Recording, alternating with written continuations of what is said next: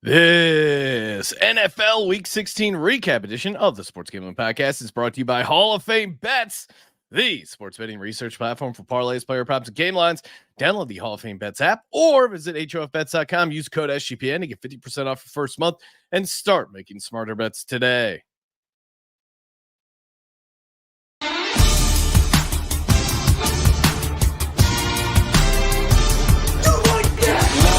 Cox. He's one of those guys who will get penetration.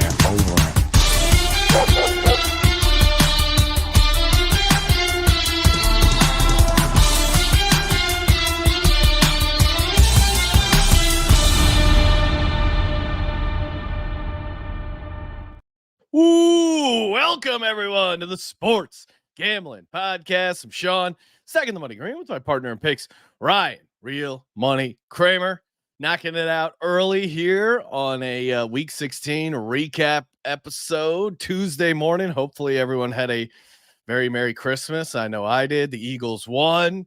That's all that matters. Ryan, how you feeling? Merry Christmas. Dog. I was ready for the dog too. Merry Christmas. It was probably merry for you. I know you're now a deep rules analyst, so you probably had a lot of fun analyzing all the referee involvement on Christmas Day.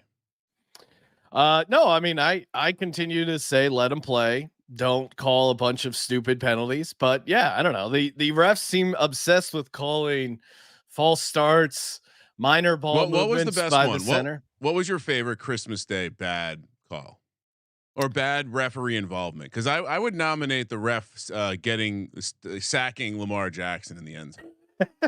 I don't know.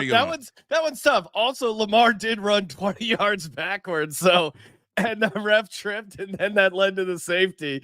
Lamar's reaction after that happened was pretty hilarious.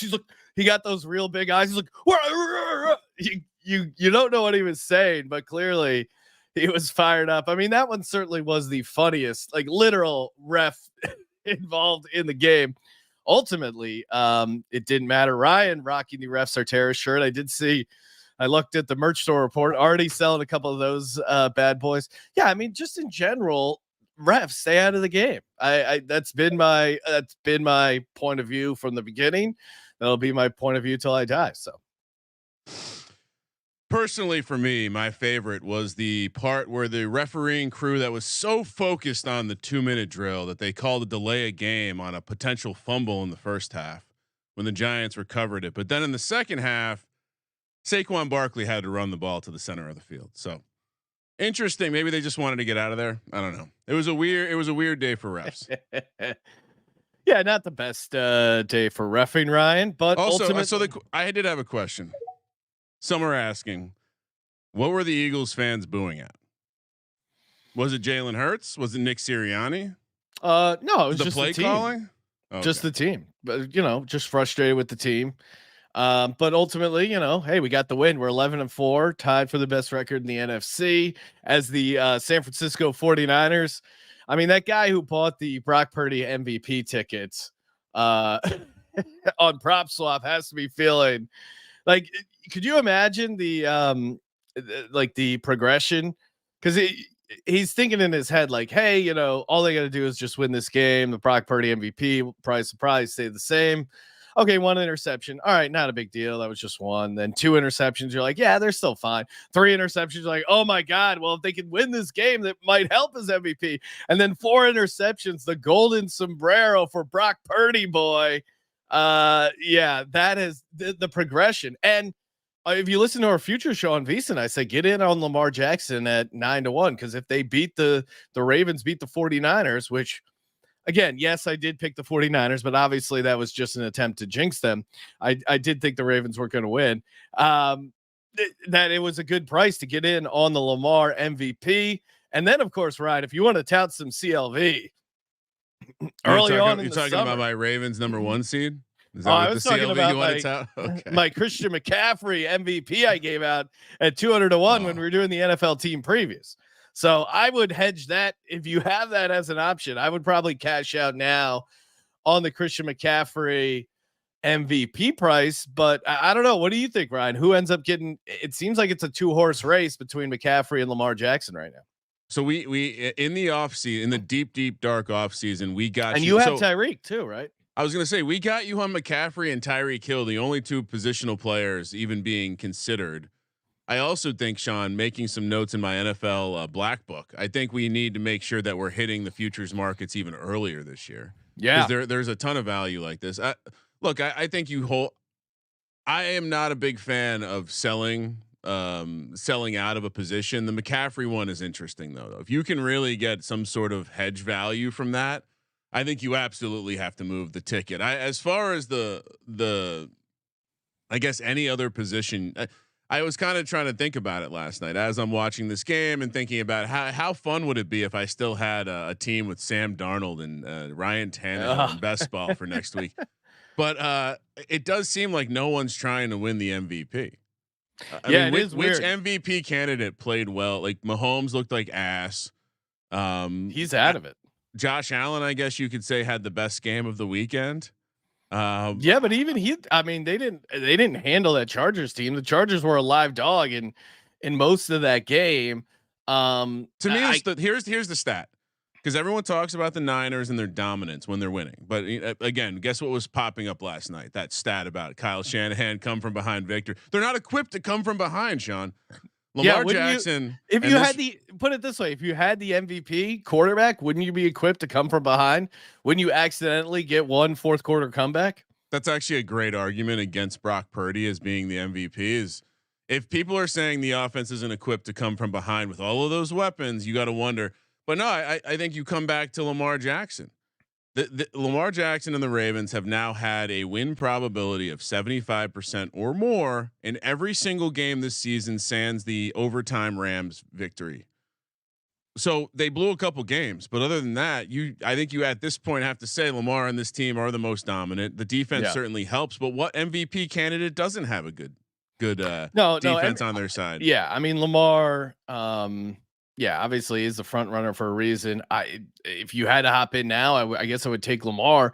But then they play at the Dolphins this week. It's a back-to-back road spot. It could get tricky. That's where things get interesting too, because yeah, like if Tyreek Hill goes off in that game, that's how he, I think, gets his chance to the MVP. For the 49ers, McCaffrey, they have to win out, I think. Get those next two wins. It's -160 for Lamar, as you alluded to, +400 for McCaffrey. Tua is actually next at 10-1, then Purdy at 12-1, Allen at 16-1, Prescott at 20-1. As much as we hate the Cowboys, Dak probably has a better claim than some of these other guys at this point. Yeah, and then Tyreek Hill at 22-1, Jalen Hurts at 25-1, Mahomes at 35-1, and I'm going to say it, Sean. Goff is 100-1, Stafford is 120-1. Well, again, Stafford was also one of those long shots that I wrote off a long time ago. But Detroit's path to get the number one seed, if they win out and San Francisco loses one game, Detroit actually would have the number one seed over the Eagles based on strength of common opponents. So usually it does go to the quarterback of the number 1 or 2 seed. Goff just isn't there stat wise. I mean, it really gets, if the Ravens lose to the Dolphins, I think that's where it gets interesting. If the Ravens beat the Dolphins, regardless of how Lamar looks, it's over. Yeah. So at I this think, point, are you what you're saying then is take the Ravens money line? Don't take Lamar MVP at this point. If you still like Lamar. Yeah, if you like Lamar, I mean, I haven't seen the number yet. I'm guessing maybe Ravens. What is that line at? It's got to be close to a pick, right? Either way, it's not. They're not going to be a big favorite. Let's see. The current line is 3. So Dolphins are favored by 3. No. It's not a back-to-back road spot. I was confused when you said you were talking about Miami's back-to-back road spot. Oh, you're right. Ravens are at home. So Ravens are laying 3. It's +130. Yeah. So I guess it's the same price as basically the same price as Lamar to win the MVP. So not a ton of value there. Real quick, because I the other award, since I'm looking at awards markets, the other one that's interesting to me, they're still understanding that CJ Stroud probably wins. It's still -1600. Puka Nacua is 5-1. Puka Nacua could have a better season than Jamar Chase had when he won his Rookie of the Year. Do you think there's any chance he sneaks in? Still 5-1. No. No, because I mean, I like Houston to win another. I mean, I like Houston to win another game. It's such a quarterback award.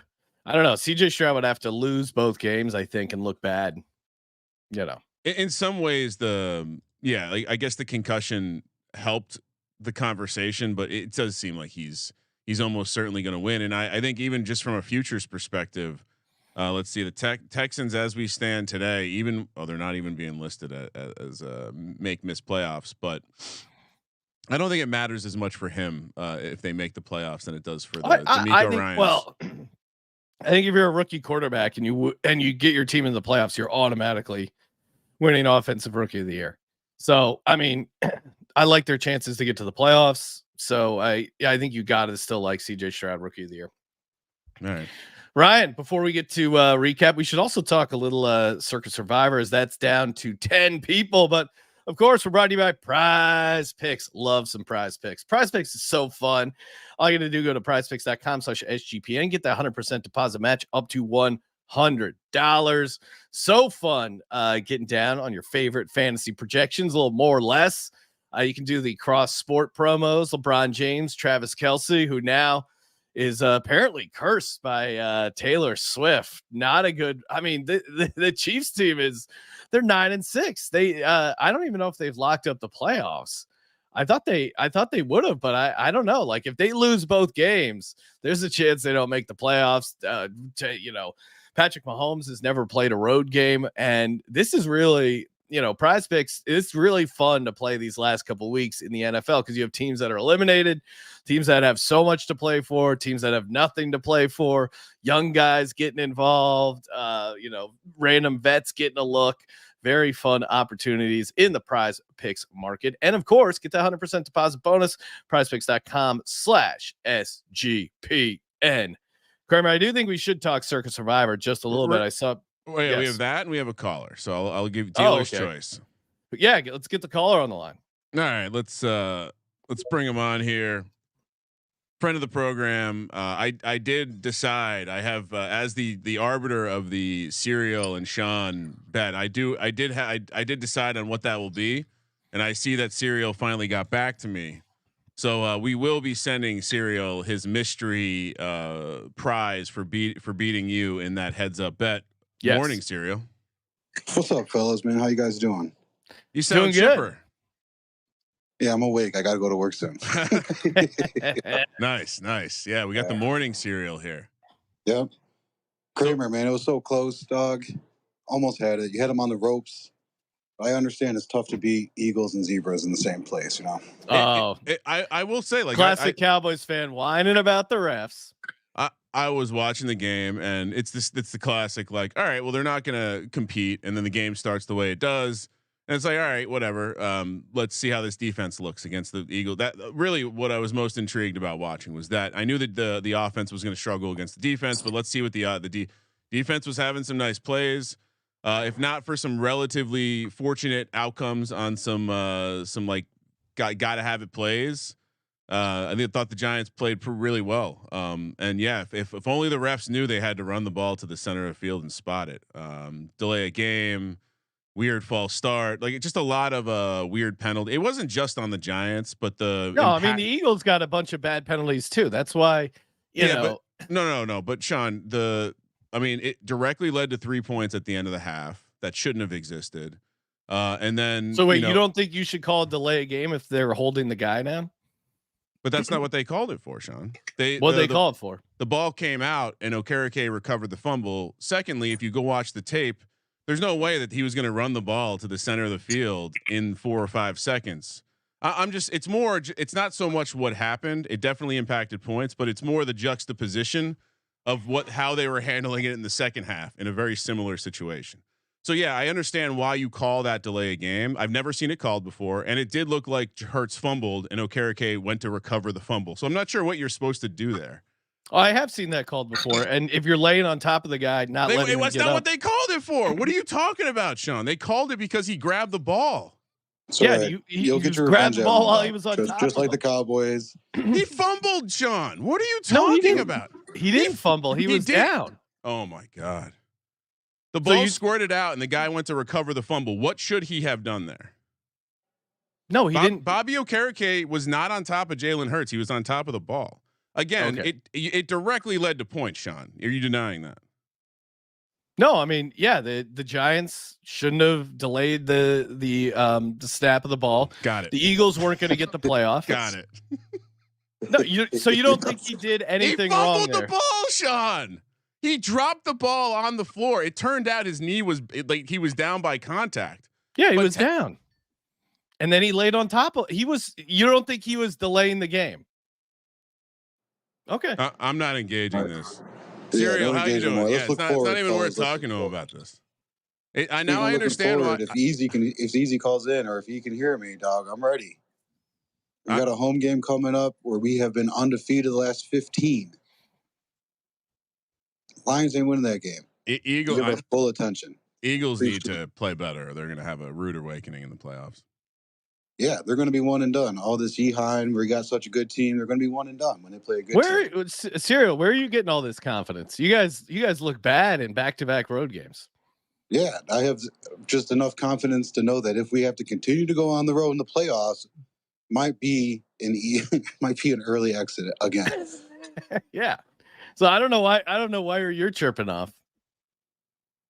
Because if we go to Philly, yeah, we have a chance. We just have to overcome the zebras that are there. If we can do that, goodbye Philly. I mean, this narrative that the Eagles are getting all these calls, they've had horrible calls go against them. I wouldn't say horrible calls. Your calls have been obvious. The ones that they call on the other team have been like a so the ones thin line. The ones that Come are on. called against you guys us are are just obvious. talking about it. It's been but a the thin ones line that are call called that goes against the other ones that team. are called for us are bad calls, but the ones that are called against us are obvious. All right. Exactly. But that's how that works. Yeah, you can't argue with Sean in this kind of topic because he's just going to project, and it's not about the Eagles; it's about your team. And again, I was just pointing out the juxtaposition of the way the refs treated two different scenarios. And again, I would love, I dare you to find me a call when they've called delay a game in that kind of situation. So, and it did directly to result to points. I think any sort of defense is a bad one in that case. No, I'm fine with them not calling that, but there's a lot of stuff they shouldn't call then. Agreed. And that's how the Cowboys lead the league in penalty year after year after year. Yeah, I look. There were a lot of bad calls on Christmas. I think you're insane to think that the Eagles weren't blessed with the better side of it. Did it affect the outcome? It's hard to tell because it definitely directly impacted points. Every single bad call people are talking about this morning, whether it be that horrible false start that should have been offsides, whether it was Saquon having to run the ball to the middle of the field, or whether it was the fact that Saquon got full on tackled by Reed Blankenship in the end zone. Again, it not a big deal, but it did seem like the refs were choosing interesting fouls to call and not call. That's all. Agreed, but it's all right. You get them back at home. They won't have that advantage. Well, it's not about an advantage. It's an more, advantage when people constantly go to Philly and get these weird calls. Or just no, I don't even care about that. I mean, it keeps happening game in, game out, and no one wants to talk about it. I'm a truth seeker, Serial. So for me, it's tough for me to watch Sean defend these ridiculous positions. That's all. No, I don't think it was. I don't think it was a well ref game. Yeah, it was a horribly ref. I mean, the whole weekend was pretty bad. But again, some of those calls are more egregious than others. That's all. Anyway, Serial. All right. All right, guys. Good stuff. Merry Christmas. Merry Christmas. Merry Christmas. Worst of luck to your Cowboys. Although I don't know. Maybe I'm actually rooting for the because I think for the Eagles to get the 1 seed, Lions need to beat the Cowboys. It's a smash spot. I can't have Sean more shots like that. Don't do that, dog. Kramer, Cowboys need to beat the Lions. So let's go Cowboys. Maybe I'll lock up the Cowboys. Dan Campbell and the Lions just clinched the division for the first time in fucking over 30 years. They were. You're telling me they're not dumping something? Yep. They were dumping the Gatorade. Fade them. Jared Goff was moved to tears in the post-game speech. It's like you clinched one home game. A lot save the tears for the Super Bowl, Jared. Tough season for the anti-crying crowd. Antonio Pierce shedding some tears. All right, fellas. Well, they did. That was a crazy stat. Thank you, Serial. All right, Serial, let it ride. That was a crazy stat that they won the game without completing a pass in the last 3 quarters. I mean, this Chiefs collapse is really crazy. The cover, them not covering fine, but them losing outright at home. I think that was what was Mahomes' record against the division? It's been crazy. He has not lost a lot of games. I think the most telling thing, like Kelsey and Swift aside, I think the most telling thing is seeing how Patrick Mahomes is handling a little bit of adversity. It's just nothing but him yelling At his lineman. Kelsey whipping his helmet. Did you see Andy Reid stopped the guy from giving Kelsey his helmet back? They say something about, you got to learn how to lose before you can learn how to win. Maybe this is just the sign of a spoiled little franchise who's dealing with the fact that they got rid of their best playmaker and they haven't been able to fill the gap. And this is also a sign of like, well, this is what happens when you pay your quarterback all the money. That's the narrative, at least. Sean, real quick, we got more callers, but let's talk about Circa real quick because there are not 10 people left. There was 10 people. You're right, 10 people going into. But as I mentioned, 4. Yeah, as I mentioned on the pregame show on Sunday, shocked to see 6 people riding with the Broncos. Including, and by the way, all 4 of them rode with the Eagles on. So the Survivor almost ended, I guess, like closer to ending than people thought. But everyone was on the Eagles for the Christmas Day stuff. So every four people have survived through 2 weeks to go. Sadly, the Vegas Dave 2.0 character did not. Vegas Sean, the greatest gambler of all time. The greatest gambler of all time. I do respect the move, though. He did tell Derek and the Circa they better have a wheelbarrow waiting for all his cash. I like. Yeah, he got eliminated. He was on the Broncos. Crazy. It's crazy too, because just texting Merry Christmas to some people, Christmas Eve. Let's just say a handful of people asked either me or indirectly me through the wife, "Hey, who am I betting on for this game that's about to go on?" I told everyone take the Patriots on the money line. Turns out I'm fucking Santa Claus, Sean, because no one saw that coming. All right, you want to take more calls? Sure. All right, let's order of operations. We got friend of the program, Brad Ward and Browns. Browns fan. He's essentially our Browns intel in the DMs. Yeah, one of my locks, Browns, that came through. That was sweet. Joe Flacco looking great for the Brownies. What's up, Brad? Maybe Brad's here. Gentlemen, can you hear me? What's up, Brad?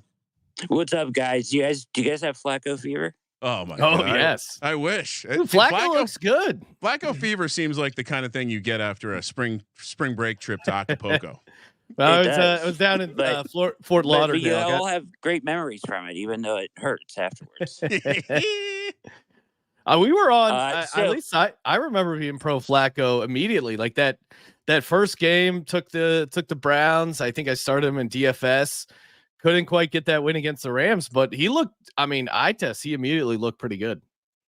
Yeah, he did. You know what I never expected though was him to raise the ceiling like this, right? Like, for the Browns, I expected him to raise the floor, but not the ceiling like this. So, to break Josh Gordon's record, Amari Cooper yesterday, single game records. I mean, that's amazing. 265 yards. You guys think the Browns can beat anybody in the AFC? I mean, I don't think anybody wants to play them. No one wants to play the Browns. No one wants to see the Browns in the playoffs. Joe Flacco is full in, like, zero fucks to give. He's everything that people thought Watson was going to be, right? The profile of just taking lots of downfield chances. Turns out Joe Flacco's your guy. I don't know how the Jets let him leave the building. Obviously, it's come out that there was some beef between Joe Flacco and Aaron Rodgers that made it so they were never going to work together. But Stefanski should be discussed as the coach of the year. He's certainly not being discussed as coach of the year. And as much as Sean's a big DeMar Hamlin guy, how do you not root for Joe Flacco to get this comeback player of the year? I mean, he came back out of the coffin. I did say Flacco was the only guy I thought had a chance to beat him out. Beat out DeMar Hamlin. Now, DeMar Hamlin is seeing snaps and contributing to this Bills team, so he's obviously going to still win the award.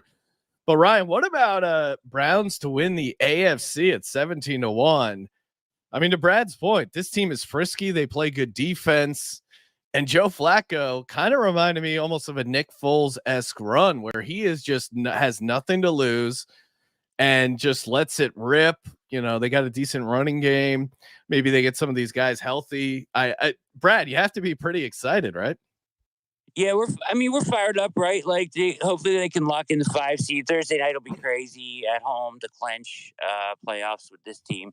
This team is really beloved in Cleveland because of what they've overcome, right? Kind of, people around here of this is quite the run, of injuries and stuff. So, and hopefully they can get like Grant Delpit back if they got in the playoffs potentially, stuff like that. But they're not getting anybody of huge influence back, so it's really kind of you got to hope Schwartz dials up a hell of a game plan and your pass rush gets there and Flacco gets you to, 20, 21 points, 24 points, and you hope you can win a game or two in the playoffs, see how far you can go. Yeah, I mean, Ryan, it's going to be with the Chiefs free fall because it could be the Chiefs versus the Browns in the first round. But as we sit today in the 5 seed becomes pretty locked up with a win this week. I think, like you mentioned, they clinch a playoff spot too. But if they end up on the road against Jacksonville, Indy, or Houston, I don't think the Cleveland Browns are necessarily they're probably favored in most of those matchups.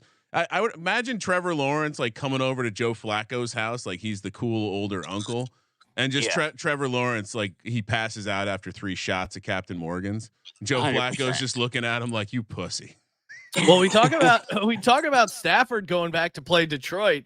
How awesome of a game would it be if Joe Flacco returns to Baltimore? I mean, Ravens fans would just be torn. There's going to be so many Flacco jerseys. He's probably the only opposing quarterback that might get a standing ovation in a playoff game. And then that's got to be in Lamar's head. Lamar butthole getting super tight in the playoffs. Man, we're really set up for some awesome games in the playoffs. I cannot wait. Yeah, Browns last team to beat Baltimore in Baltimore. So, I don't know. Those division games, they probably have a better chance than anybody else right now. Baltimore looks really solid after last night, Yeah. So I don't know. It's interesting. I was hoping they would lose, so the Browns would still maybe have a outside shot at the division because they play so much better at home. But, a solid win on the road at Houston. I know it was Case Keenum, but really the thing that they proved there, I think, more than anything, was just a little more explosive on the offensive side, and the defense was really good until they put the second stringers in at the end. No kicking game, made for an interesting end. Lost both the punter and the kicker in the game. Strange. Stefanski like that though. He's a big 2-point guy. He loved that. He got to go for every 4th down. You don't need no kicker. One of the 3 losses, as we all remember, Ravens did lose to the Browns. So they also lost to the Steelers and the Colts. Pretty interesting 3 losses from the Baltimore Ravens. We're probably not going to give them as much credit as they deserve for being a very dominant team this year. Sean, what do the Eagles have to do to not feel like this is limping in, buddy? Yeah, I mean, I think this team has just been looking ahead to the playoffs the entire season. It does seem like now. Maybe they can flip a switch. Maybe, they do have 2 games against the Cardinals and the Giants. They'll be favorites in both. If they can get some mojo going there, I think it's just hey, you lost the Super. It's tough to go back to the Super Bowl after losing the Super Bowl. I mean, it's tough to go back to the Super Bowl regardless. You lose both coordinators. The mojo's just kind of been off on this team, but you saw that in the Giants game. They can have moments where they're sloppy, fluke fumble returns for touchdowns or fumble, bad turnovers, that kind of stuff, and still win the game by 8 points. So, I don't know. They're still a very talented team. They need to get the mojo right. I don't know what it is. But they need to figure out what works for this team mojo wise. Their mojo's off. I don't know how you fix that. Maybe another flower garden. Yeah, that was to Ryan's points. They've won it. They got Arizona. That's a get right spot, right? I would hope so. Yeah. I don't think it matters though, because I think that regardless of what they do against the Giants and the Cardinals, people will not no one's going to be like, "Up, they're fixed." And so maybe the angle. Fine. Well, I was going to say maybe if you're an Eagles backer, they're probably going to come into the playoffs a little devalued, I would imagine. So maybe that's the bettable angle. But I do think that getting booed a couple weeks before the playoffs speaks to the depth of the mojo issues, I guess, as Sean calls them. No, the fans are frustrated. The players are frustrated. I mean, they won that game, but they still weren't happy with how they're playing. So in some ways, I like that. Like, I like that they realize, hey, this isn't as good as we can play. We need to get better. And hopefully that keeps them focused in these last two games, win these last two games, go into the playoffs. And yeah, they'll at least their first game will be at home, maybe more, and hope to get on a run. I mean, you look at the NFC, like who's the dominant team? You would still say Right. the 49ers are the Rams. best team. I mean, the Rams are red hot. But then It's wide the open. Rams, It's wide open. I mean, here's the thing. Eagles at home against anyone that they're going to be playing in the NFC in round one. I like our chances. And then from there, we'll see. And maybe they end up having to go to San Francisco. Maybe they end up having to go to Detroit. I think this team seems to rally around big moments. So we'll see. But again, I think the mojo is a little bit off. And yeah, maybe they can. I don't know how you fix mojo. Hey, Purdy looking like absolute dog shit is a win. That was so funny. Man, the fourth interception. Oh, it was just chef's kiss. And all right, as we let Brad go, I'm going to put this welcome to UAB pointing out that Stefanski now does have the shortest odds for coach of the year. And so I pulled it up on DK as we look right now. Him and Dan Campbell are both 2-1. Okay, here we go. That's crazy. Yeah, because I didn't. He deserves it. I think he's the most deserving guy over Dan Campbell. Yeah, it just seemed like the market wasn't considering him for whatever reason. But winning with Joe Flacco and winning with all their injuries. Yeah. I mean, yeah, why not? All right, Kramer, do we got more calls? All right, Brad. Good luck next week. Of course, we all know it's the Browns Jets because I memorized the entire Week 17 schedule for best ball, and I am completely cooked from best ball. So let it ride, Brad. Let it ride, gentlemen. We have more callers. We can keep firing off callers. Yeah, we got a rare, and maybe this is because the morning nature of the show, but we got a rare call from the Weatherman. What's up, boys? What's up, Weatherman? What's going on? Got a little interference coming through on the. Let me see if I can clean this up. It must be the top. It could be on my end. I got a new board and I'm still testing it out, so it could be on my end that we have all this like. All right, it's clear. It's getting a little. There's a little static. What do you got? The For NORAD Santa tracker, Ryan, could be causing some interference. I forgot to unplug it. Santa's still connected in. What can I say? I don't know how I feel about my Patriots anymore. Oh, because I thought we were supposed to be tanking this rest of the season. We want either the number 2 or 3 pick. Yeah. The ultimate FU by Bill Belichick. I'm not going to lose any of these games. I'm going to leave you with the worst pick possible. I'm hammered drunk on Polish vodka, and not the store-bought Polish vodka, like the good stuff. And I'm watching and I'm like, are you freaking kidding me over here, guys? Seriously? You now find an offense? Yeah, I'd say this too. You want to hear bad goes the worst because although the Giants have beaten both the Washington Commanders and New England Patriots, if they are in a 3-way tie together or a multi-team tie, the Giants lose the tiebreaker based on common opponent. And so the Giants would actually catapult themselves back ahead of the Patriots and Commanders if they all end up with a logjam at 5 wins. So sorry about the draft. It does seem like Belichick is doing his best to try to fuck the team on the way out the door. He really is. And it's amazing that this team is like responding. I'm like, guys, look at the writing on the wall. Like, I get that this is the National Football League and we're trying to win, but come on. Yeah. Sorry about that, man. Any early look aheads to the weather this weekend? Anything we got a happy weather talk? I'll be honest. I'm off today and tomorrow from work. I have not looked at one thing weather-wise since Friday. Except for you guys when I called it on Sunday. So I'm just going to go back to playing Call of Duty and I will send you my full report on Thursday. Now, as someone who's in the sports gambling space, everyone's always asking us like, hey, but seriously, what do you like? And you go, well, just, I put out a show. I have the app. There's so many ways to see what I like, but then people will still text me or ask me in person. I imagine that happens a lot as a weatherman as well, right? So the best one is, and I love my wife to death, but the best one's my wife. She will text me 5 minutes after my morning show ends and be like, what's the weather going to be like today? Oh, unbelievable. Really? Really? Yeah. You couldn't even turn on the app for 5 seconds? I'm on every 7 minutes, for goodness sake. I feel like I've been in that same situation. Hey, what's the weather like? I'm like, we have a door in our bedroom. Just put your hand outside. I live in Los Angeles. It's like it's not a complicated problem. We don't have weather in there. And I also wanted to call in. Shout out to you guys for being up this early after Christmas. Goodness gracious. Yes. Yeah, we're dedicated. The grind doesn't stop, and we knew that we didn't want to do a show last night, and so we have to get the content to the people. Get the people what they want.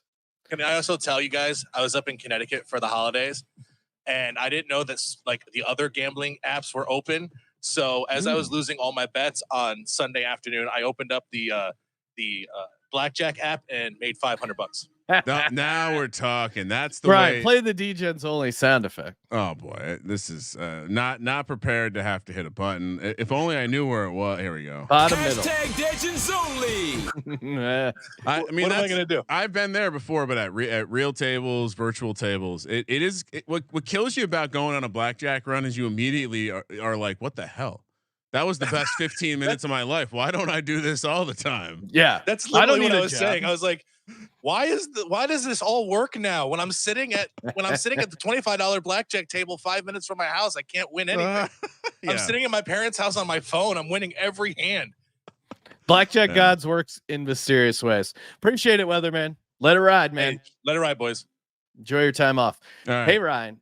Speaking of the gambling gods look kindly when you sign up for Hall of Fame bets. You can win bigger by betting smarter this NFL season with Hall of Fame bets. Love Hall of Fame bets. Get that revolutionary parlay optimizer. You can get the hit rates broken down by leg as well as expected probability, the entire parlay. Again, just a very useful tool. You can save yourself a ton of time when it comes to research. Stop betting in the dark and join over 30,000 users researching with Hall of Fame bets to craft more intelligent, data-driven parlays. And yeah, follow them on social too, because they'll tweet out some of their favorite ones over at HOF Bets. And obviously HOFbets.com, promo code SGPN. Get that first month 50% off, half off, or download the app and use the promo code SGPN. Either way, get set up over on Hall of Fame Bets. Shout out to Munoz Manji pointing out Dedication is putting out a podcast on Christmas Eve for that Christmas Day game NBA slate. Make sure you check out the NBA Gambling podcast, right? If you're looking to get down in some NBA action on top of college. Sean, Christmas is not about taking, it's about giving. That feels like Munoz was selfishly plugging himself there. Munoz, the Santa machine. He does have a nice beard. All right, we got one more caller. Let's go. We got Mr. Nicholas Fortune calling. I'll be curious to see what he wants to talk about. Hopefully it has nothing to do with refs being terrorists. What's up, Nick? How we doing, guys? Refs are terrorists. All right. Nice. Yes. Well, just in general, I mean, some of those games, not even my games, just some of the games I was watching is like, that's not a defensive. No, that's not offsides. That's a false start, but I don't even know what it's called now. I don't even know what a penalty is. I don't know what a catch is now. Yeah, I mean, the biggest problem to me, it seems over officiating. I mentioned it. I brought attention to it when they were calling, Jason Kelce offsides on offense, even though it was Jason Kelce's hand in the neutral zone, which he's allowed to do. And it started with them like trying to penalize the Eagles for the tush push. Then they started on this kick for offensive offsides. And in general, they're just calling way too much. Like, ticky-tacky PI, ticky-tacky defensive holding, ticky-tacky offensive holding. It's like these guys are 300-pound guys. If you're inside the chest plate, that's a legal play. Like, yes, if they're outside on the edge of the shoulder pads impacting them, sure, call that. But no one wants these offensive offsides. No one wants these, hair off illegal formation calls. Like, they don't impact the plays. Like, what are we doing? I don't understand it. Well, Sean, they're just trying to ban, the tush push. That's what's going to happen next year. They're going to do it. The committee is going to come up and going to say, we want to ban the tush push because, injuries are going to happen and blah, blah, blah. And it's like, what, you can't stop the Eagles from successfully doing a tush push in the end zone for a touchdown? Come on, guys. You know how they're going to ban it? They're going to ban it by saying you can't engage in a block with your hands and feet on the ground. They're going to find some way to essentially like the cut block. Like they're going to say it's dangerous because you're going low at the legs of the defensive lineman. If you watch Kelsey, he's essentially bear crawling forward. It's impossible to get under him.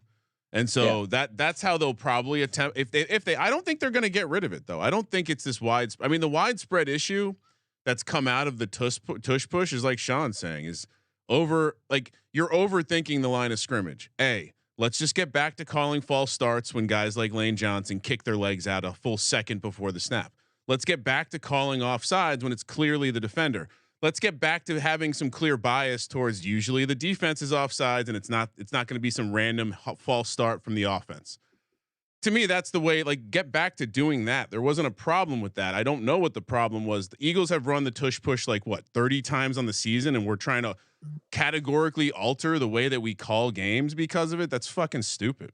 Yeah, I mean, I think they may say something about, an offensive opponent pushing forward another offensive opponent. But if you watch the Eagles with the brotherly shove, a lot of times, Hurts is getting it without even the push needed at the end. Like the push, yeah, sure, it's icing on the cake, but I think if they ban the ability to push the offensive player forward, I still think Hurts will be effective as a QB sneak.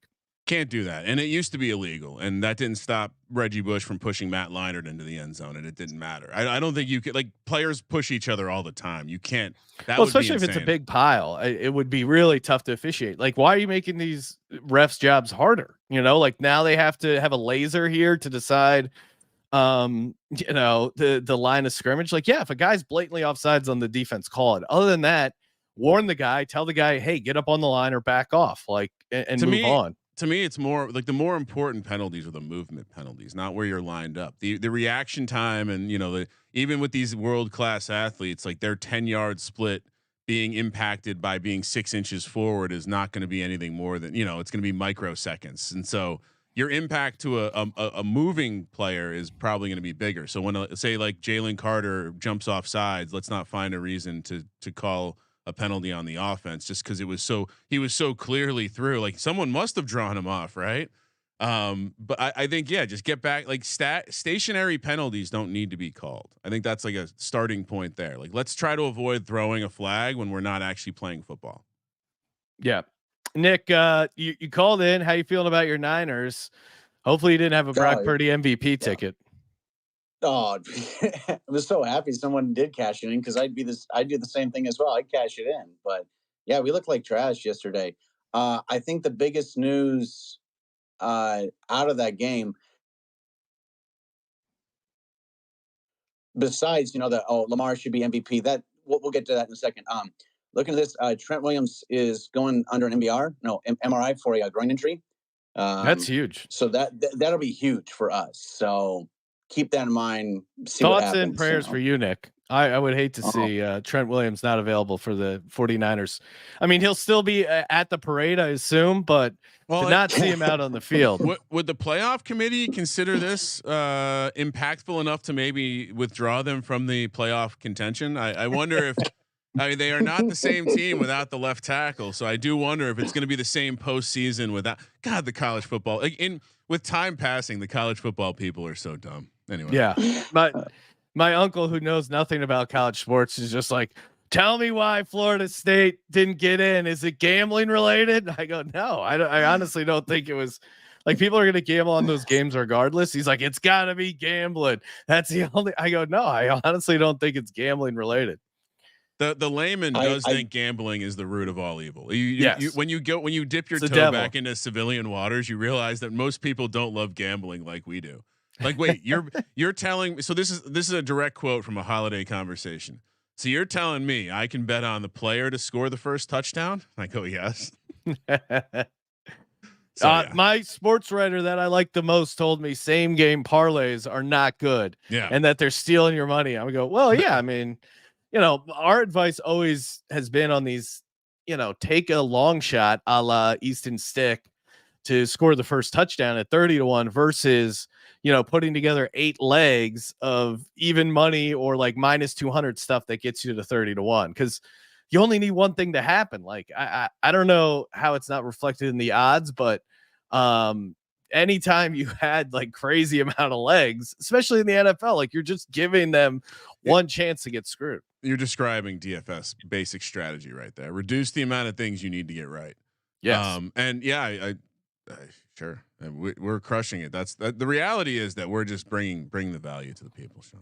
So Nick, 49ers, they went out and get the 1 seed. Oof. It really determines. I mean, the Rams have been hot, so that'll be a good game to watch. I'm not even concerned about the Commanders at all. That team is doesn't play for a riverboat Ron anymore. They're done. They don't care anymore. That loss to the Jets was, now they were my money line dog. I had completely written them off. Then they come back because they put in Jacoby Brissett. They're up 28-27, and then the Jets hit a 54-yard field goal to win. That was just pure comedy, because like most of the game watching it, I'm like, why did I bet on this game? But if the Commanders start Jacoby Brissett, I think they at least have a chance. I think with Sam Howell right now, his confidence being so low, yeah, you can't. I mean, if you have any shot, it's Brissett. 5 weeks ago, we discussed how it did seem like the Commanders might have found something in Sam Howell, and now a third of the way more through the season, and it's like, well, looks like Rivera and Howell have to get the fuck out of here because the team's not playing for him. No, I still think we've seen enough out of Howell that he's interesting. But I think he might be able to be a starter. I think you need I think Eric Bieniemy has been really bad as an offensive play caller. But to your point, like Jacoby Brissett coming in and doing much better certainly doesn't help the case. But I think a lot of that's coaching. Like, I don't know, Sam Howell has at least shown some talent, some fourth quarter drives and clutch situations. So I wouldn't completely give up on Sam Howell, but yeah, the Commanders are a complete mess. I might give up on him, but yeah. Anyway. Yeah. Nick, anything else? Going back to MVP comments, I still don't think it's Lamar. Yeah, the mainstream media is saying, "Oh, Lamar's all the way." You want to know what the MVP of that team was last night? It was their defense. Yeah, 4 interceptions for Brock Purdy hasn't happened at all. They deserve the MVP if you want to give any Ravens player, it's actually their defense. But I'm still for CMC and Tyreek Hill to get the MVP, even though they probably won't get it. It'll probably be Lamar because that's dumb. I definitely, yeah. I mean, we'll see how it goes. I do think that the Ravens defense has kind of been an interesting story all year. They've been hot and cold. They've had some moments where they looked really bad, and then moments like this game last night where they looked dominant, super physical. They brought the physicality. They looked like Ravens defenses of old, and that kind of just comes back full circle. Like, who's the dominant team in the NFL, AFC or NFC? It seems more wide open than any years I can remember, especially coming down to these last 2 weeks, which will hopefully make for some exciting playoffs. Well, DVOA disagrees. The best DVOA performance since DVOA has been tracked through 15 weeks or through 15 games. 2007 New England Patriots #1, who were 15-0 at the time. The 1991 Washington Redskins, who were 14-1 at the time, and the 1985 Chicago Bears, who were 14-1 at the time. 4th overall is the Baltimore Ravens. Right behind them, the San Francisco 49ers. So we saw a matchup last night of 2 of the top 5 DVOA performance or teams through 15 weeks in the history, or 15 games in the history of the NFL, 1981 through present. But then, Ryan, to that point, both those teams have 4 losses, and every other team on that list was 1 loss or undefeated. Well, Baltimore has 3, but as I keep reminding people, they have had a win probability of 75% or more in the 4th quarter of every game this year, except for one of their victories, the overtime one against the Rams. So yeah, it's your point. They probably dropped a couple games, like say the Colts game and the Steelers game, that they shouldn't have, or maybe even the Browns game. They probably you're right. They're 12-3. I thought they were 11-4. They probably should be a 14-1 team that's lost 2 games they shouldn't, and they're still just this dominant force. And I think unlike some of those other teams, Patriots were 1 offense, 2 defense. Washington was 1 offense, 3 defense. Bears were 5th for a team that was remembered as being this awesome defense team. #1, the Bears that year were 5th overall in offensive DVOA. Baltimore is 4th and 2nd. San Francisco is 1st and 4th in defense. So Anyway, all right, Nick. All right, Nick. Worst of luck to your 49ers. Thanks for calling in. Oh, thank you. And Let it thoughts ride and for you prayers for guys. Trent Williams. That was nice of you. Oh, come on. What am I going to say? Good luck to a 49ers fan? No way. No. All right. We're going to come back in a little bit and do a draft. Sean, do you want to take one more quick call? Okay. Last Are we call. not going through the scores? Yeah, we should rapid fire do that too. Okay. I guess we should recap the game. We've talked about a lot of them. Real quick, we got Sebastian, SGPN football doc. I assume he's here to talk about how he just ordered a couple refs or terrorist shirts for his friends and family after that disgraceful More whining performance. No one's whining. I got no cheese next to me. What's up, Sebastian? What's up, gentlemen?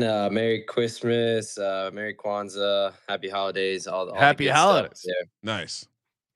Yeah, no, I think you've probably, I'll be honest, I joined on a little late. I'm sure that you guys all have talked about the egregious things. You know, obviously, if you just want to check it out, I've got two of the most egregious things on my X page there. You know, there's people still fucking arguing about it in my Nice. comments. Lane Johnson holding call. That's how you generate. That's how you generate some engagement there, Sebastian. Smart move. Well, it's funny. I mean, the one that I mean, obviously, I think the false start that they fucking bailed him out of nowhere. That was. There's no argument there. I mean, that's not an argument. But the one where I'm watching, of course, being home, getting to watch the game with the pops. You know, having hope and then getting it ripped away by this Giants team. You know, just like the good old days. Pretty nostalgic there. We're watching the last play and we just see Saquon get just absolutely busted out of bounds. And I'm like, what the fuck is going on? So I'm trying to get this on like get a record of this. And my parents' TV kept skipping and whatever. So I think the broadcast booth did something to mess up that replay because it took me about 15 fucking tries to get it, but we finally got it. And yeah, Reed Blankenship's a cheater, but it's okay. Here's what I would say: just commentary on the broadcast, and maybe Sean. Carroll picked this up Johnson too. was horrible. I was gonna say he wouldn't shut the fuck up. And over talking. It's like, Jesus Christ, dude, you're making 3 outfit changes. Like, this is not about you. I get it. You're pissed off. You have to work on Christmas. This is not about you. I get it. You're pissed off that the USFL is no longer existing. You probably lost your job there. This is not about you. You way too much talking. And yeah, it was a little bit weird that the broadcast was just like, all right, we're out of here. Yeah, I still don't think anyone mentioned it at all. Like I was like, did no one see this? I was like, did I just like make this up? Like he just got chucked out of the end zone. It's the kind of game that makes you realize that broadcasting a game is challenging. There are reasons why, like, unfortunately, Greg Olson and his buddy, they're a little bit better at it, having a critical like conversation. I'd even give some praise to Troy Aikman and Joe Buck here.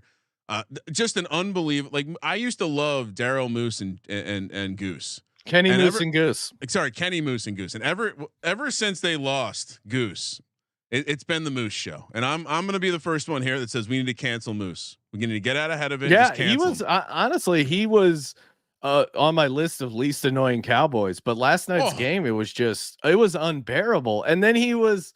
I don't know. His bias against the Eagles was very comical. Yeah, it was just. Hold on. So you felt like he was pro Giants in that game? No, just anti Eagles. Okay, he was anti both teams. It was very. Yeah.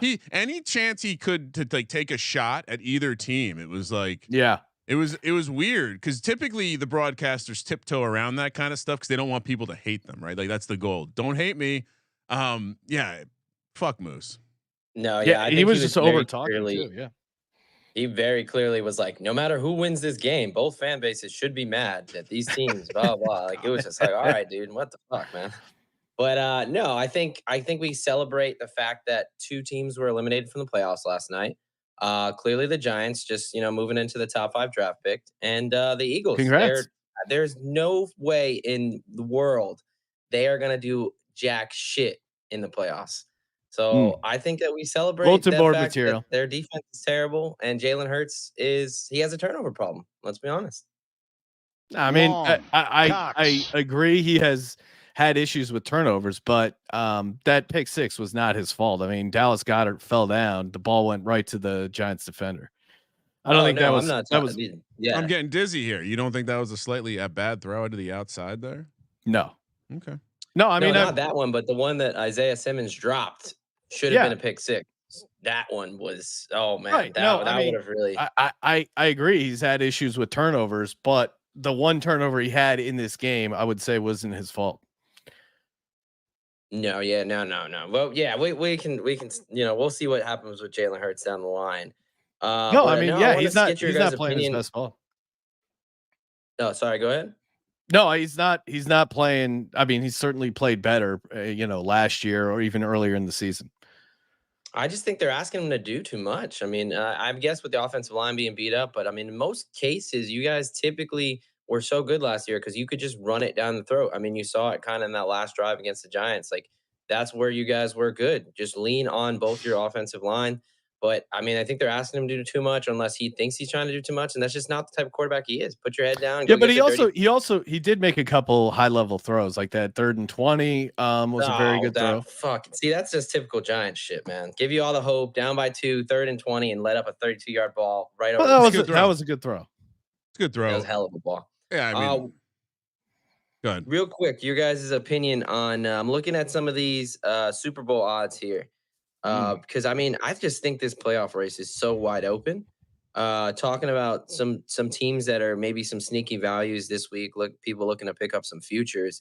I've got 2 that I've got in mind, one from each conference. I don't know if we want to start off there, and then we just have a quick discussion about that. Go for it. So I'm looking at so I'm over at DK right now. The Cleveland Browns at 45-1. So this is Super Bowl odds. And Cleveland Browns 45-1, and the Los Angeles Rams at 70-1. Those are my 2. Like, this is where I would kind of put something on right now and see how it plays out.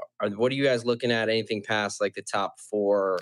Eagles, we just mentioned earlier. Brad Ward, host of the Browns podcast, called in, and yeah, I think they are super frisky. And you want to talk about a quarterback that doesn't mind going on the road to win a playoff game. I mean, you kind of nailed it. Like 2 of the teams. Same with Stafford. Like them going on the road. Matt Stafford winning a game in Detroit. Joe Flacco winning a game in Baltimore on the road. I could definitely see that. And I'm with you, especially this year. It doesn't feel like there's dominant teams. I mean, right now, I guess you would say the most dominant team in the league is the Ravens, but they've had issues in the playoffs overall. And then, obviously have had a couple random collapses, losing games they shouldn't have. So I think, no one has a great path, I think, to the Super Bowl right now. So inherently the dogs could be interesting. And let's not forget that number 1 DVOA team from 2007, the New England Patriots.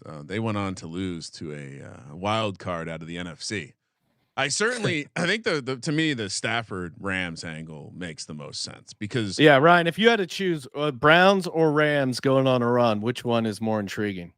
I do think the Browns defense has kind of taken a small step back, and that's probably being missed in this conversation because I think they would need their defense to go on just an epic run. I think there's a very good chance we see Flacco show up to the playoffs, and maybe after the first round they're all right, but depending on the matchup in the second round, could get really dicey at that point. In a weird way, like I'm wondering if the Ravens are going to be rooting for the Bills to get in and be a lower seed than the Browns, so they can avoid them in the second round. But I would go Rams all day. I don't think there's a team in the NFC that necessarily is going to be a matchup where the quarterback is clearly better than Stafford, and I think it starts there. I think with Flacco, you can make a lot of arguments where it's like, but yeah, I guess Stafford very clearly can be the top dog in the NFC playoffs. Yeah, I guess 2 things. Well, one, I mean, yeah, Stafford has beat the 49ers in the playoffs, but that was in LA. So them going, I guess I would worry a little bit about the Rams outdoors on the road if they had to go into Philly. Certainly like their chances against Lions. The 49ers have kind of owned them, but again, Stafford did get that win when it mattered most in the playoffs previously. I guess what's appealing about this Browns team, like you mentioned, their defense, which has been better at home and not as good on the road, but they still at least, and I mean, you could make a case for the Rams too. Like they still have that one guy, aka Aaron Donald or Myles Garrett, that can really break the game open. And I guess you could say Rams better skilled players. They just went on the road to the Baltimore Ravens, Sean, and they only lost by 6 in a game that went to overtime. Yeah, and you want to talk about refs missing calls? There was like a number of blocks in the back on that punt return for a touchdown. Yeah, I mean, people thought I was crazy when I was high on the Rams coming into the season, but I think you're kind of seeing what I was liking about them preseason. And yeah, we'll see. I if I had to choose either a Rams future or Browns future, I might go Browns, but it's close, and I think both are fun bets. Not even close. I think the Really? I don't think it's close. I think the Rams offense is going to scare people. I don't think the Browns offense is scaring anyone, any of the playoff contenders. I think it's still Joe Flacco. Yeah, no, that's that. Yeah, I mean, the only other team I'd even just consider, just because how hot they are, and honestly, I'd look to play them the other way. I'm looking at the Bills in the sense of them to win the AFC East right now. They're at plus 265. So I mean, they play the Miami plays the Dolphins, or excuse me, Miami plays the Ravens this week, and then they finish with a Week 18 at the Bills. If Miami were to lose against the Ravens, it's basically a playoff game for the AFC East, assuming the Bills win their Week 17 matchup. So you got Jalen Waddle, who just picked up a high ankle sprain. I expect him to be out both games and, for the rest of the season, and then back limited in the playoffs. So I think this is a nice situation where you could be getting a nice price on basically the Dolphins, to lose to the Ravens. And then basically you're looking at a plus 265. I mean, I don't know if you want to wait for that money line, if it makes sense as far as that mechanical parlay, but I think the Bills have a good shot to actually wind up with the AFC East, and then they become sneaky at a 12-1 Super Bowl future. And just how good they're playing right now. But I mean, again, talk about a turnover problem. Josh Allen is the definition of a turnover problem. And it could be that weird situation where if they're playing Week 18 for the division, if the Dolphins win, it could also lend to that scenario where they would play each other again the following week. So you have a lot of interesting kind of angles there. You want to win, but you don't want to show all the good stuff. Like there's a chance that we could see Dolphins Bills in back-to-back weeks. All right. Thanks for calling in. Right. Follow SGPN Doc. Thanks, man. Yeah, Let it ride. Let it ride. Let it ride. All right. Let's rapid fire through these games, Sean. Okay. Rams 30, Saints 22. Talked a ton about the Rams and kind of the momentum they got going. Steelers 34-11 against the Bengals. The one game I don't pick the Steelers, they really show up. That being said, the game kind of got out of hand for the Bengals. I still think we'll see who they end up playing and if they make it to the playoffs. I still kind of like what I've seen out of Jake Browning. Yeah, this was certainly not a good spot for him. Seeing a team for the second. There's a lot of reasons, and then there's just Tomlin winning games to maintain his. Yes, he will not. He's gonna be over 500. So don't. If you think anything else, look out. Hasn't locked it up yet, but we're narrowing in, and somehow the Steelers scored all these points, and Pratt Fryermuth got a 0 in our high stakes fantasy. Oh league. God! So R.I.P. that fantasy team.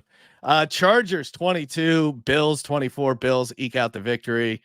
Chargers close your eye special that comes through. Never in doubt. Easton Stick running the ball looked good. All it took was Brandon Staley get fired to actually do it. Got that first touchdown, got the anytime. So yeah, that was fun. Oh boy. Everyone's talking about this Bills team, huh? Jason in the YouTube chat wants to know, do the Steelers keep riding Rudolph? I think you got to. I mean, you cannot. Can you really tell that team we're going back to Kenny Pickett right now after that game? Not Trubisky, maybe Pickett, but yeah, to your point, you kind of got to ride the hot hand. Well, right? Pickett was close to playing, so you think he might be ready for this week's game? If he is, Ryan, are you starting Kenny Pickett over Mason Rudolph? I think you have to, or you're telling everyone that Kenny Pickett's not your guy. I think you try and buy yourself one more week by like saying his injury is bad. Oh, interesting. That's a fun angle. Yeah. Pickett starting week 7, according to I'm guessing that's SGPN football doc. Your Atlanta Falcons, Ryan, coming up big at home, 29-10. When it means the least, I guess it still means something for them. They have a chance to win the NFC South. They have a chance to make the playoffs via wild card. Yeah. I mean, Sean, I don't know if you've looked at the log jam that is the NFC standings right now. It's a shit show. But we have 8-7 Rams, Seahawks, and Bucks who are leading a division. Then you have 7-8. The list is long. Vikings, Packers, Falcons, Saints. Everyone's still in it. I think the Falcon suddenly the NFC South could get 2 teams in the postseason, which just doesn't seem right. Yeah, because I think the Vikings and Lions still play one more. So maybe the Vikings squeak. There's a lot of permutations here, but yeah, does seem like the Bucks are the best team in the South. Green Bay 33, Carolina Panthers got the cover, didn't get the win. I don't know. Not much to say about this game. Panthers just kind of hung around. I nailed it. They had a chance to win. They what? They had a chance to win or tie at least. They were never going to win. They're the Panthers. They're playing. They're playing a little better now that they got rid of that loser Frank Reich. Cleveland Browns, one of my locks that did come through. They won 36-22, although probably not even that close. Like they really put it on the Houston Texans. Joe Flacco, like we said, was looking awesome. Mari Cooper, dominant performance, and they just shredded him. Mari Cooper really good.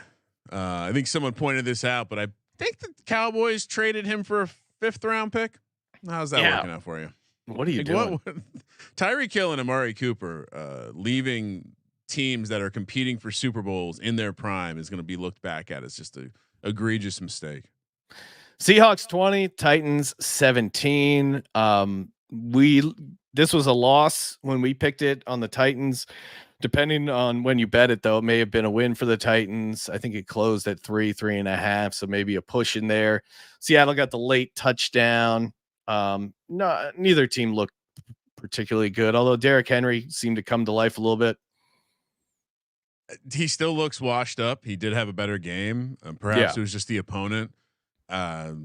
Seattle to me strikes me as the most likely team to get into the playoffs and just get completely boat raced by someone, even in the NFC. Yeah, it's tough to be very confident about Seattle right now. Washington, the Redskins 28, Jets 30. Redskins get the cover, don't get the win. I mean, Jets were up 27-7. I think at some point they were up 20 points. And then, they decide to put Brissett in. They get it up to 28-27, like I said, and then the last second field goal for the Jets. Why'd they wait so long? It's unbelievable. And what ended up taking me down in underdog this week was a Breece Hall, Amari Cooper team. Like just an unbelievable situation. How do you wait so long to put Brissett in? He did this 2 weeks in a row now. Yeah, like at some point we have to realize that turnovers are bad, especially when you're facing a team that can't really score themselves. Vikings 24, Lions 30. Nice winning cover for the Lions. Like I said, Jared Goff, emotional, did feel like a Gatorade dumping moment. Won the NFC North there for the first time ever, because last time they won the division, it was still called the NFC Central. So hats off to the Lions. Lions fan, I'm sure Easy was stoked. Vikings definitely had a chance in this game, kind of gave it up late. Lions, nice winning cover, still have some issues with their game, but like I said, also kind of in the mix there for the number 1 seed. So, and if you haven't seen Bye Bye Barry yet, there is a great, it's on Prime. It's Barry Sanders doc, but they kind of in the beginning of it, they focus in on that early portion of his career when he helped take the Lions to win the division in 1991, and just seeing what people were dressed like and celebrating the Lions back then, and think they hadn't won it until right now with Dan Campbell. I mean, what a hilarious, how it started, how it finished. Bucks 30, Jacksonville Jaguars 12. Baker and the boys. Shout out to Dick Buncher, cash that Mike Evans anytime. Tutty, Rashad White had some bunch of fantasy points as well. Jags just continue to free fall. I mean, I don't know if it's Trevor Lawrence's health. They just seem completely out of sorts. Defense is playing really bad. Offense couldn't do much. And Bucks getting frisky here late. At this point in the day, I'm feeling really good about myself. I had my team that advanced. It was a Jared Goff team, but it was also a Mike Evans, Baker Mayfield, Rashad White team. And so after this Tampa game, it's like, holy shit, this is exactly what I needed to happen. I got a lot of touchdowns. I'm sitting pretty. I'm sitting in the catbird seat. So yeah. Also, you failed to mention this was one of my locks, Sean. Yes. Congrats. By the way, Trevor Lawrence. I don't know if he cleared the concussion protocol. He looked like ass out there. Something was not right about him. I mean, if they rushed him back. But that's happened a lot of games for him. He looked really bad. Really bad. Dolphins 22, Dallas Cowboys 20. Oh, fun back and forth game here. Dolphins get it done. Cover the number. Also one of your locks, Ryan. Yeah, Back at it. Back at it with the back-to-back lock. Yeah, hit a nice little lock parlay this weekend.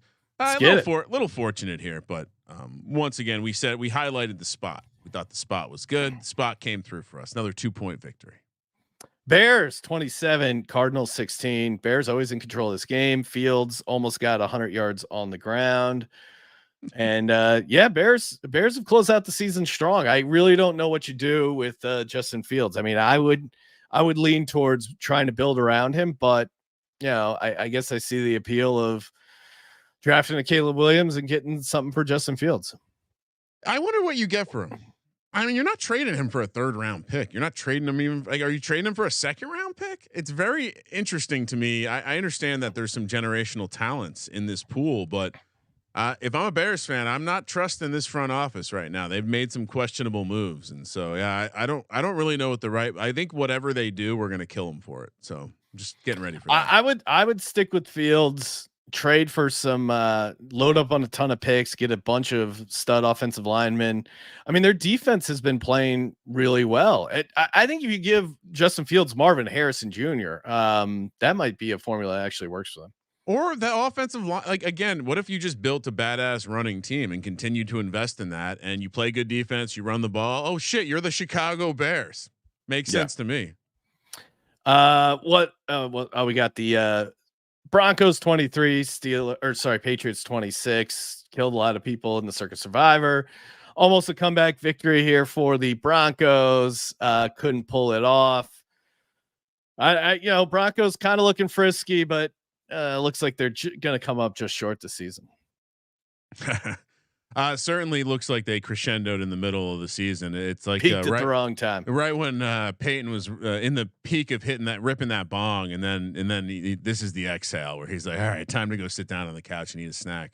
Patriots, this was always going to happen, right? The Patriots are going to sneak a couple wins in there to make sure that Robert Kraft doesn't end up with a top quarterback.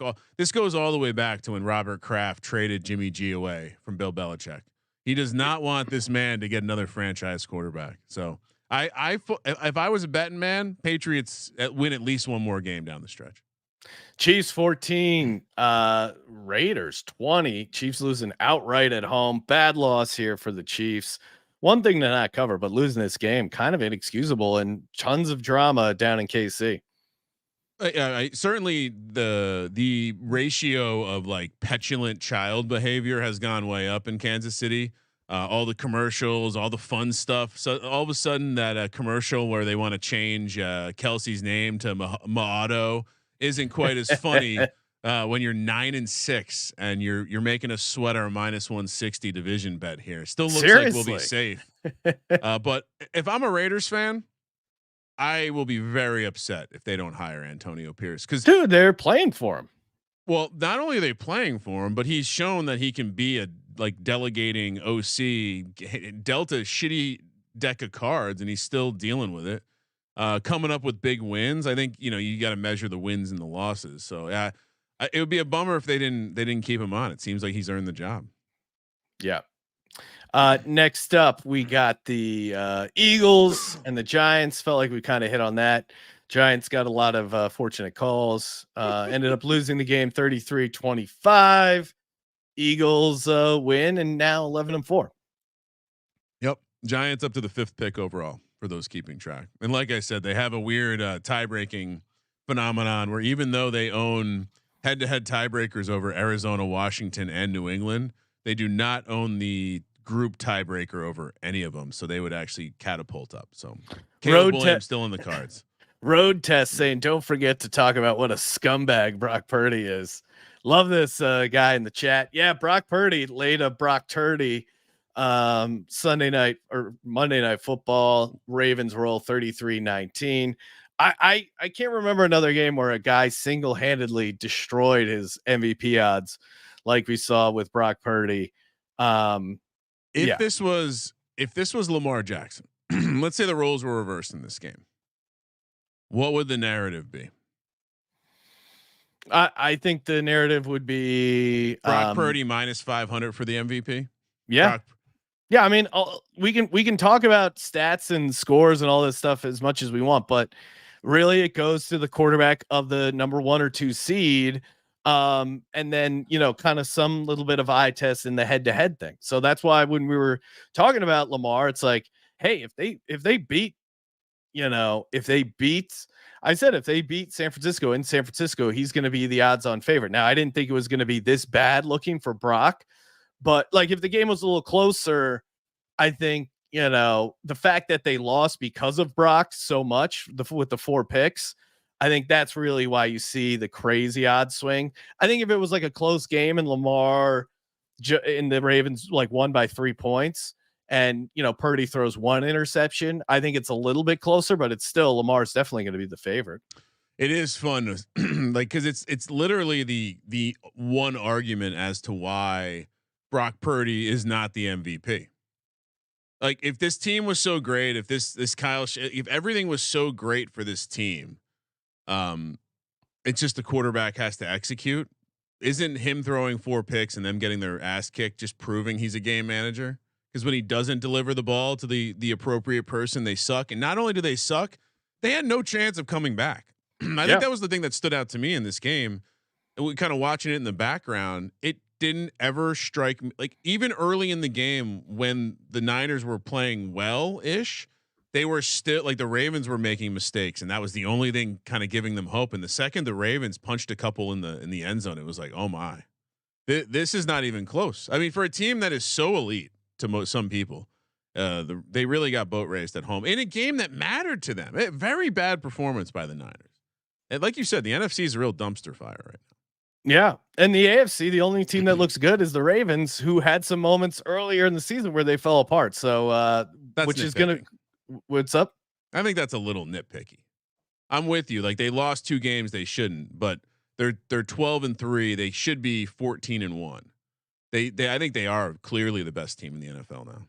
Yeah, no, certainly going in, and it's the way they beat the 49ers with the physicality, and their defense playing super high levels. So yeah, that'll do it for the show. We'll be back. We got a lot going on this week. College basketball, of course, more NFL picks, NFL props, some bonus underdog drafts, all that and more. So make sure you smash that subscribe button. Toss us a nice rating and review. It is the holiday season. Come on. I'm trying to be jolly and give out some SGPN gift cards. I don't see any Apple Podcast reviews coming into my stocking, so my hands are tied. Would love to give some of those out. Contest coming down to the wire here. We'll announce the Patreon pick'em winner of the $100 Circa future as well. Back on VSiN later this week, Friday nights. Lot to get to, Kramer. Yeah, back in Vegas. NFL playoffs are almost here. We got on top of too much stuff going on. I'm right now I'm distraught. I'm dead in best ball. I see people celebrating their best ball, their BBM4 finals teams. Couldn't give a shit.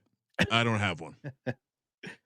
All right. That'll do it for the Sports Gambling Podcast. No, hold on. I got this for you, Sean. Thank you for participating in the Sports Gambling Podcast. For the Sports Gambling Podcast, I'm Sean, Stacking the Money Green. He's Ryan. Good job, Sean. Kramer. Let it ride.